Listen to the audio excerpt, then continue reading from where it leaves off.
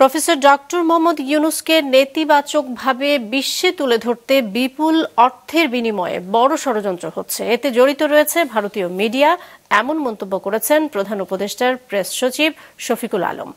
আজ জাতীয় প্রেসক্লাবে দ্রোহের গ্রাফিতি ২৪-এর গণ অভ্যুত্থান প্রকাশনা উৎসবে তিনি আরও বলেন, আজ সময় নির্ধারিত থাকলেও হচ্ছে না সংস্কার কমিশনগুলোর প্রতিবেদনের সারসংক্ষেপ প্রকাশ, তবে ২-১ দিনের মধ্যেই প্রকাশ করা হবে।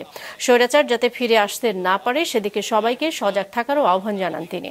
একই অনুষ্ঠানে বিএনপি নেতা রুহুল কবির রিজভী জানান, সমালোচনা করলেও অন্তর্বর্তী সরকারকে ব্যর্থ হতে দেবে না তারা।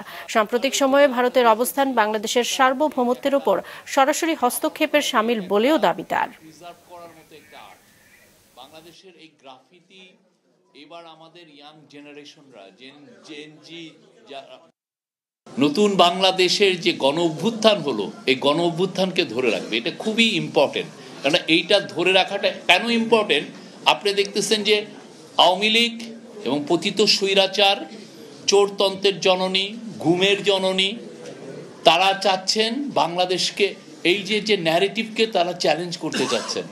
বারবার আপনি ওদের মেসেজগুলো দেখেন, ৩,০০০ পুলিশ মারা গেছে, ওদের মানুষের ইউনূস হচ্ছে জঙ্গি লিডার।